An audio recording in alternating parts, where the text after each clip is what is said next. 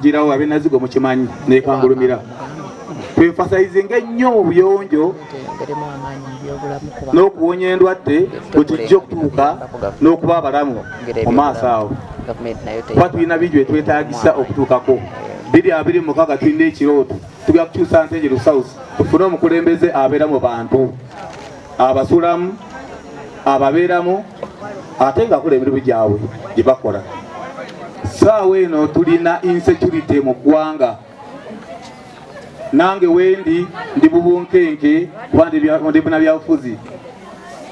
Mbadde nsaba gavumenti esitukiremu ettemu erikutte ejjembe buli nnaku kumpi waliwo kubakuba amasasi etutaase ettemu. Abantu bali mu kufa. Jo nabyo omuyindi ng'alajja mukubya amasasi. Olwaleero ndabye Arua waliwo omusirega okubya amasasi. Kuli bakuba minisita Mulamba tuli ku bunkenke. Era bakisoboka bazeewo police post bali bajjeewo. Kubanga edda poliisi yaliga kumpi n'omuntu wa bulijjo. Kati saawa eno nakutindika lugendo ogere police station gyeri. Tetuli safe.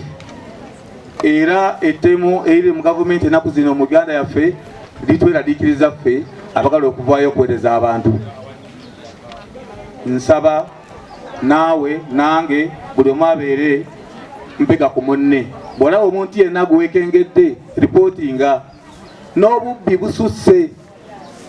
Jo omwana yakutte omukazi omunakenya n'amuggyako amasimu 2 ng'ensi yonna eraba n'adduka emisinde.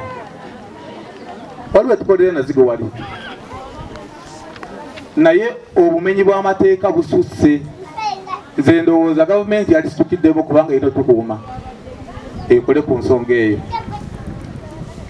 Otutunulira embeera eriwo bonna abazizza emisango egyo balina identity gyetugamba nti balina bali mu forces. Kitegeeza nti ekyo kyangu kyakuhandolinga.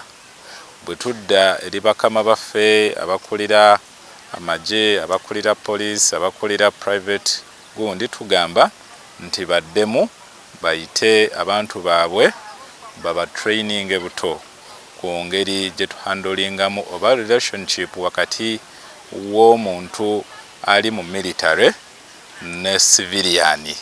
Kubaffe ba civilian ekituufu tubuuza ebibuuzo bingi, tukyalennyingane ku kyetamanyi, tuwakana, tulina embeera eyo. Tewali ssente zimala kye kisookera ddala. Akusasula noono gwe basasula mulina enzikkaanya gye mukkaanyaako. Omuntu agenda okuyingira mu magye avaayo amanyi salary gy'ajja okufuna. Bw'oba olaba nga salary eyo ntono toyingirayo wa mu magye. Ne bw'olaba nga ekumala yingirayo ate obeere mugonvu. Ekintu ekirala nti tuyige okuteekawo okwo n'amakuba amalala. Owa military ayinza obutafuna budde bukola business. Naye asobola okuteekawo mobile money n'agiteeka mu mannya ge nga ne credits ezivaako zijja ku ssimu ye. Ye n'agenda n'asaavinga buli lwakomawo n'abeerako kyasanga. So nja kusaba era bakama baffe abatwala abantu abo mubanjulire emiwaatwa gino egiri mu byenfuna bya Uganda kati basobola okwetabamu nabo ne bagatta ku ssente ezo. Naye bw'oba tebasobodde kukikola ate bakuume emirembe kubanga okutta munno tekirina kye kikwongerako ssente ate kikukosa n'odduka ne bakunoonya ne bakuleeta ne bakuggalira n'obeera nti okosezza famire yo mikwano gyo ne forces ne ba civilian noteekawo embeera eyo okutya ekitali kirungi. Qur'ani evumirira ekikolwa ekyokutta muntu munno. Emirundi mingi nnyo Allah mu Qur'ani atugaana okutta omuntu nti wobossa omuntu obeera okosezza ebintu bingi. Qur'ani ejja okutaasa okutaasa obulamu era okutaasa obulamu kye kimu ku bintu sharia kweyimirira, preservation of life, ezimu ku fundamentals ya sharia 5.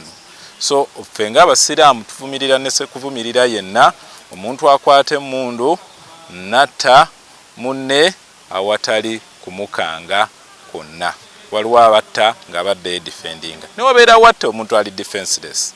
So omuntu ono atta munne ng'ali defenseless, ekyo tukivumirira ne sekuvumirira yenna, era tusaba buli ayinayo ekigenderero ekyokukosa munne n'emmundu oba n'ekissi kyonna, bannaye tubasaba mukikomye era temukitambuza kitwala mu maaso. Kiki ky'oyogera ku reports za gavumenti ku bantu abazze bafa abattibwa mu ngeri ng'eno eziruddeyo oboolyawo?